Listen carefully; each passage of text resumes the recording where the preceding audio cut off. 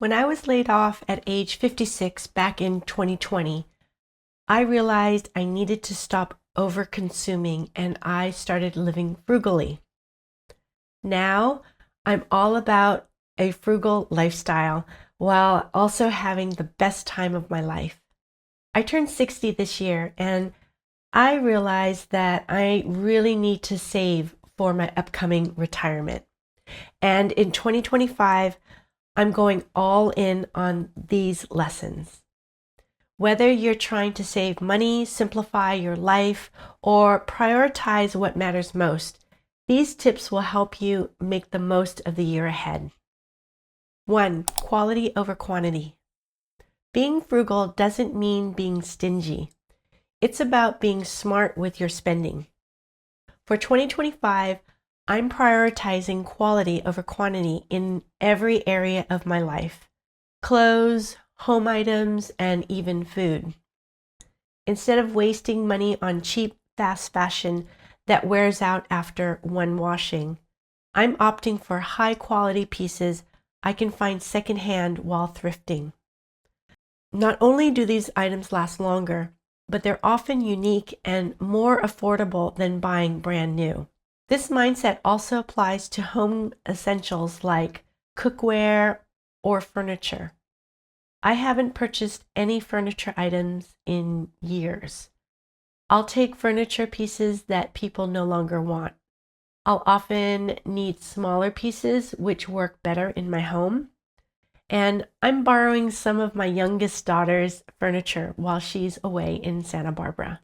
By doing some upfront research and finding the best products for my money, whether secondhand or new, I avoid the cycle of constantly replacing worn-out items. We've downsized our cookware to just the essentials, and what we have left is good quality cast iron and stainless steel pots and pans that should last us for many years. And as far as the quality of my food, I'm planning to stay away from processed foods as much as possible and buy more unprocessed whole foods. This will probably cost more, but eating this way is much better for my health, and staying healthy is the best way to save money. Being frugal isn't about depriving yourself. It's about spending smarter, so your money works harder for you. Here's a practical tip. Make a list of items worth investing in and watch for sales or secondhand deals. 2. Embracing free and low-cost activities. In 2025, I'm saying yes to more free and low-cost activities. Some of my favorites are walking my dog Sven, visiting my local libraries, or having people over for a meal. These activities are so much fun without the big price tag. One of the best memories I had this year was looking at Christmas lights with my family. It was a lovely experience that we all got to share together. My daughter Kelsey Googled the best local neighborhoods known for Christmas decorations and found Christmas Tree Lane in Alameda. All it takes is a little planning and research to find these activities. 3. AI tools to save money and time. This is a new one for me, but I'm excited to see how AI can simplify my life in 2025. I've been using free AI programs such as ChatGPT and Google's Gemini for more targeted searches. I Google everything, but sometimes Googling isn't targeted enough for me, and it sends me down crazy rabbit holes. With these free AI programs, you can ask very specific questions. It reminds me of asking a librarian or a teacher a question. You can have a conversation and go back and forth to arrive at an answer that really suits you. I've asked all kinds of questions, from technical questions about my editing software to the best tri-tip recipe. 4. Prioritizing mental health. Frugal living isn't just about saving money. It's about spending intentionally. So today, I'd like to thank our sponsor, BetterHelp. Investing in therapy or self-care might seem like a splurge, but it's really an investment in your well-being. For me, BetterHelp has been a game changer. Knowing I have a safe space to process emotions and set goals has helped me stay focused and balanced. BetterHelp offers professional therapy from the comfort of your own home. You can have a live video, phone, or chat session with your therapist. You're matched with a therapist based on your criteria.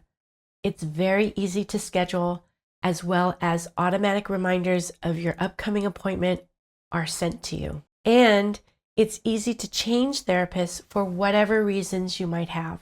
In my experience, BetterHelp made it easy to find the right support when I needed it most. I had a really tough time after losing my Ariel kitty after living with her for 16 years. And my therapist helped me go through that painful time of my life.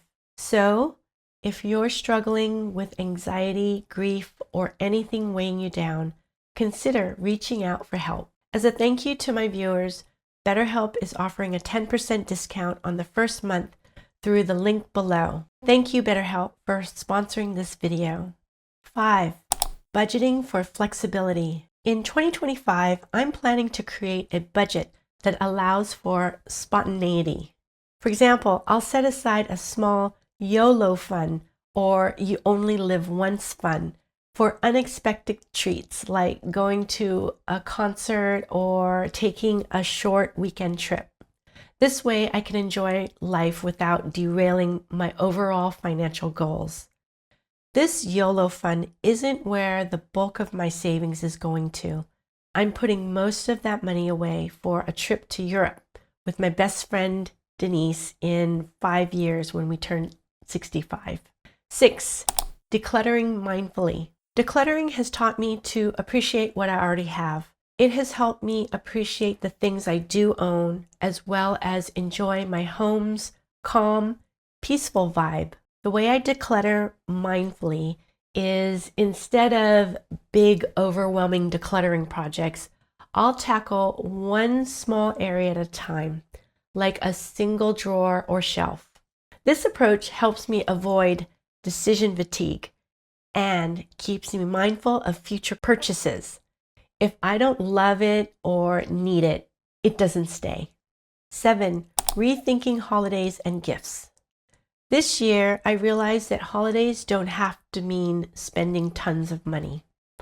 For example, I decided to focus on buying new items for my grandbaby, Malia, and thrifted items for my adult kids.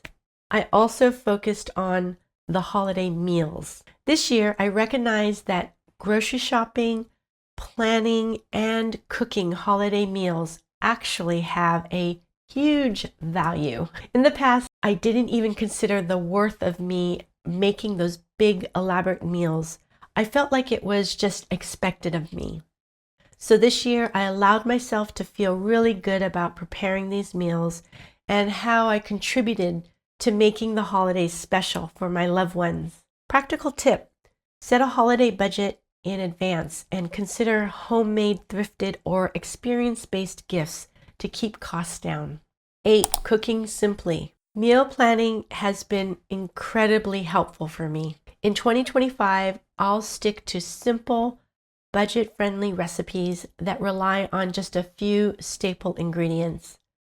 Think soups, stir-fries, and casseroles. Cooking at home can save a ton of money. Here's a practical tip: batch cook meals or make freezer-friendly portions to save time and money during busy weeks. Number 9, track progress. One thing I've learned is that tracking small wins, whether it's financial goals, fitness milestones, or even personal growth, keeps me motivated. For example, I try to track my savings each month. I check my bank statements to see if I'm staying within my budget, and I check to see how my businesses are doing. By tracking my finances, it motivates me to stay focused on my goals.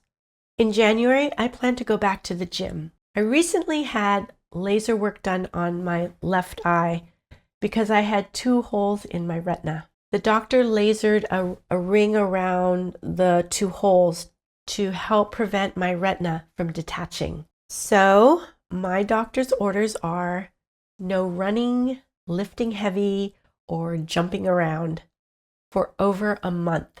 When I get the go-ahead, I'm going back to the gym to lift weights and take my hip hop dance class. I'm also going to focus on eating better. Weighing myself a few times a week really helps me stay focused on this. It's also helpful to track if you're eating enough healthy foods such as protein and vegetables. There are free food tracker apps that are available for download. I like Chronometer and MyFitnessPal. I'm not planning on tracking at this point, but I might decide to do so later in the year. Keeping track of our little wins adds up and makes us feel very accomplished. Number 10, say no to FOMO. This year, I'm setting boundaries and saying no to things that don't align with my priorities. For example, skipping out on trends or expensive events that don't truly bring value to my life. FOMO, or the fear of missing out, can be a trap, so focus on what really makes you happy. As I get older, I've realized that time alone is really important to me. I mean, time with just me and Sven. It's okay to pass on some invitations when we need a break. 11, use your local library. I know I've mentioned this in other videos, but libraries are the best for frugal living. Beyond books, they offer free access to movies, audiobooks, magazines, and even workshops and classes. I really want to take you through one of my favorite libraries that I grew up with. It's the Central Public Library in Berkeley, California. This is one of my all-time favorite buildings. It was rebuilt in 1930 in the Art Moderne style by architect James W. Plachek. It underwent a couple of renovations, but still kept the best design details in order to preserve its historic character. This is the ultimate public gathering place. No matter what age, what income bracket, everyone can gather here and use all these amazing resources for free. There are cozy chairs, giant tables to study at, laptops and computer stations available, and even a children's library that takes up an entire floor. My mom used to bring my brother and I here, so I have the best memories of this place. This section right here was the original children's library. I loved the giant windows and the cozy fireplace. I also vividly remember that the librarians were super friendly. And I also took my two daughters here, and we would spend hours reading, browsing, and playing with their toys. I'm really looking forward to bringing my granddaughter Malia here when she's old enough. Here's a practical tip. Set aside an hour or two to explore what your local library offers.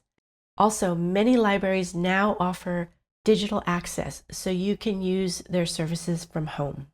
12, rethink convenience purchases. It's easy to pay extra for convenience, like pre-cut fruits or delivery services, but those costs add up. Instead, focus on balancing time and money by planning ahead, cooking in bulk, or reevaluating what's truly worth the premium. 13, DIY doesn't mean perfect, but it does mean savings. From repairing clothes to simple home fixes, doing it yourself not only saves money, but builds a sense of accomplishment. It's not about perfection, it's about learning and trying, which ultimately makes you less reliant on spending. Here's a practical tip.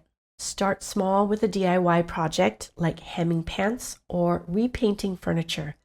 That way you can build confidence and skills. 14, shop with a list. Impulse buys can be some of the biggest budget killers. Stores are designed to tempt you with flashy displays, limited time deals, and strategically placed items near the checkout.